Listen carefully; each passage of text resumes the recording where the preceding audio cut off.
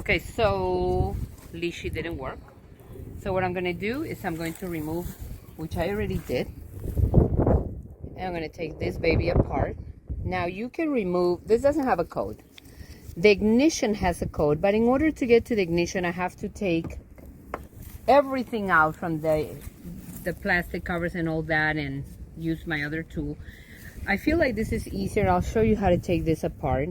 And then, well, you're gonna have to remove each wafer to know the cuts, but I feel like this is easier than that. And you need a Torx 20. A Torx 20. As you're unscrewing, you're pulling this out, it'll come out easy. Okay, so let's go take this apart.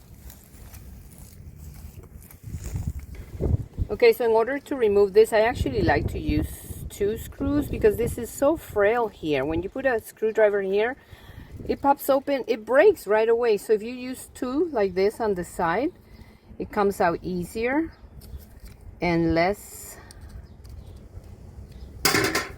you won't break it, okay? How do I know this? I already broke a whole bunch. Okay, now we're gonna take this baby apart. Now there's no code here, don't bother to look. There's no code. There is a pin that we need to remove. I don't know if you can see in there. Maybe if I put a little light. Okay, can you see that pin in there? I'm going to point it out for you. This pin here, which is this one, has to come out. Okay, that pin has to come out in order for you to remove the lock, because that pin is holding this lock in place.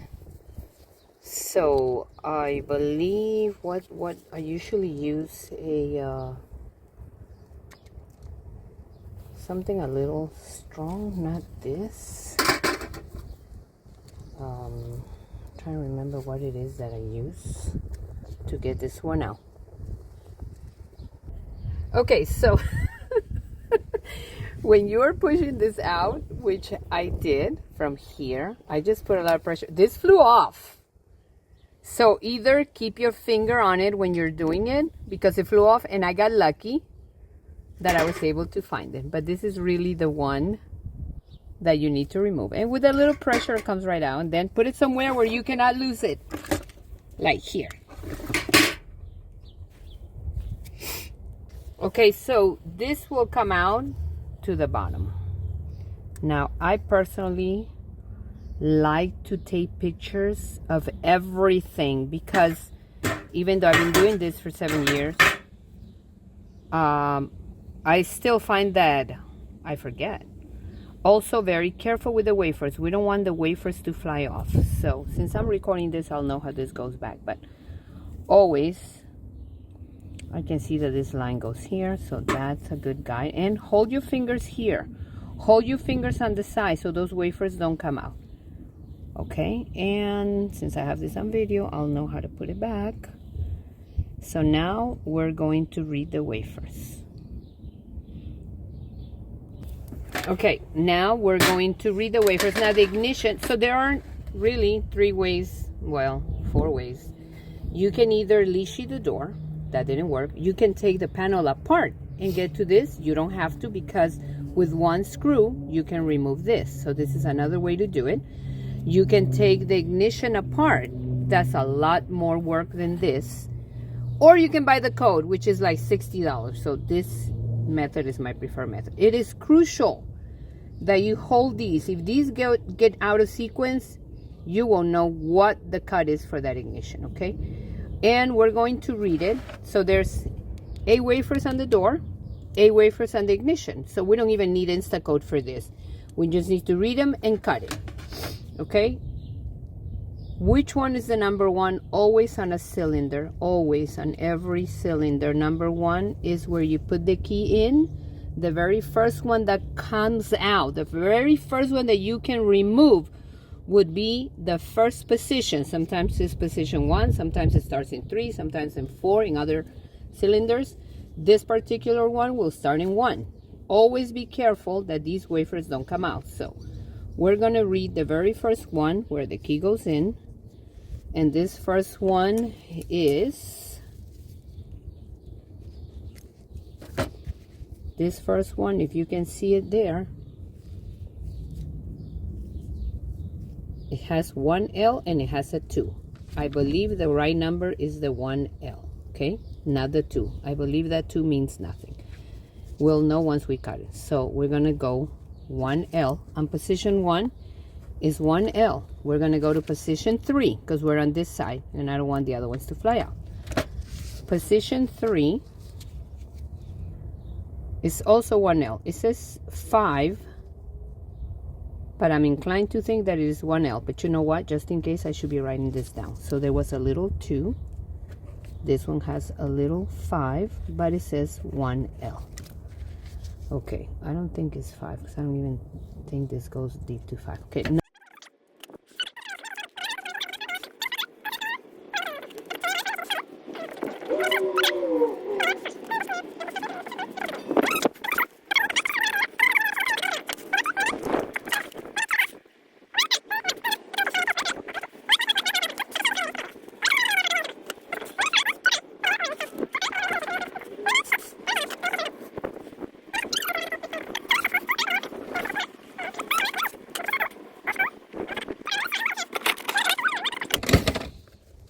R with the little 3, which I still don't know what that means.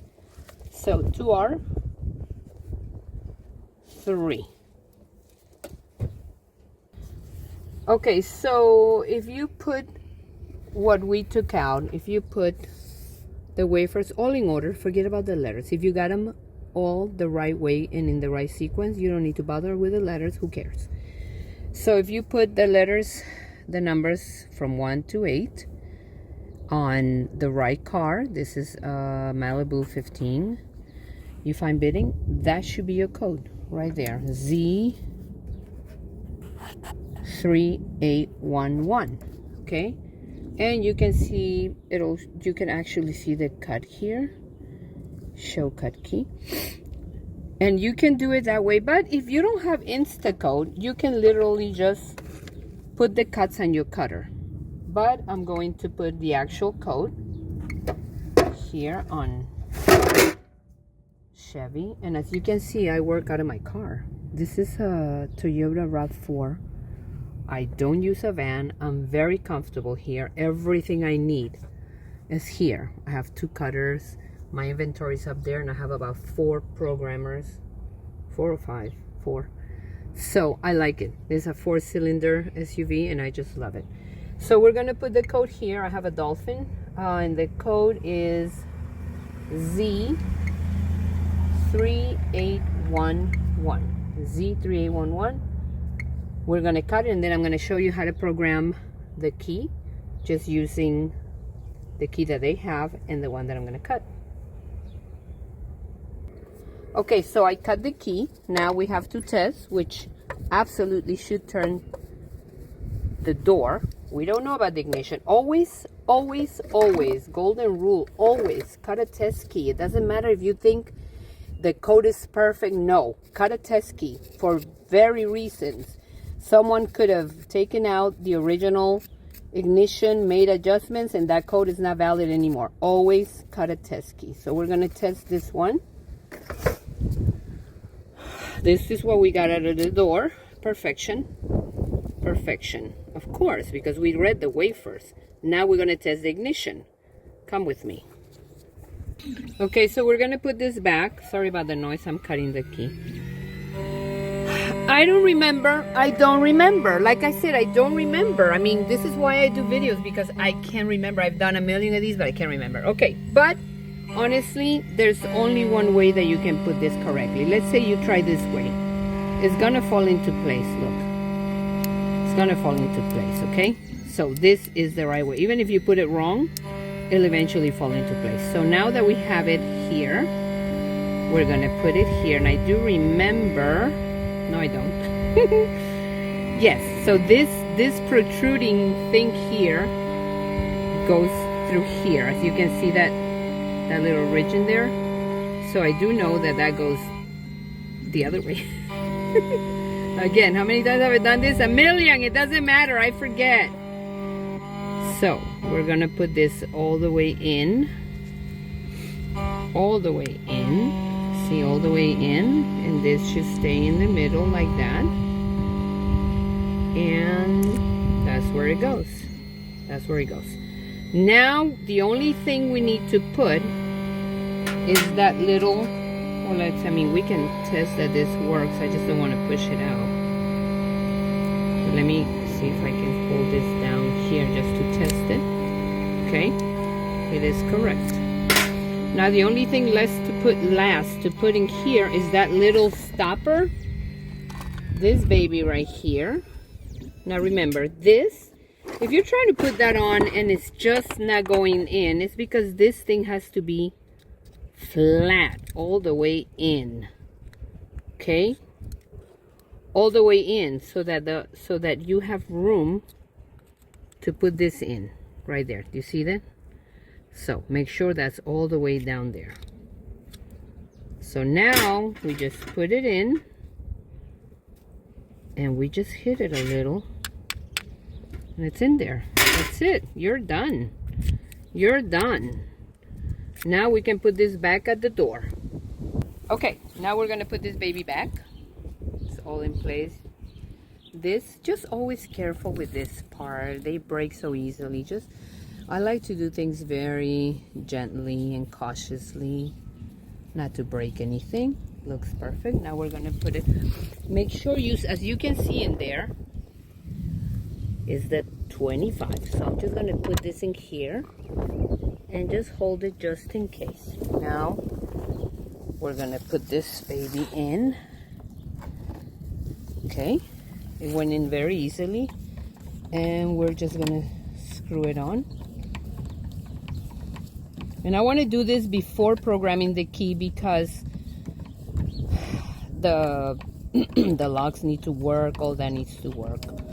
Now this is still going on. Oh, there it is. Okay, made it to the end. It's all solid. You put your little lid on. We're gonna put the lid on. We test the key. May I borrow the key? Lid is back on. Brand new key. Always in and out. Make sure no debris left on the cut. Key works perfectly. Now I'm going to show you how to program. Okay, so now I'm going to tell you this still has the chip. See, I'm going to put it in here, and I'm going to hold the part of the chip here, and I'm going to open the ignition. Now I want you to look at the lock. Okay, look at the yellow lock right here.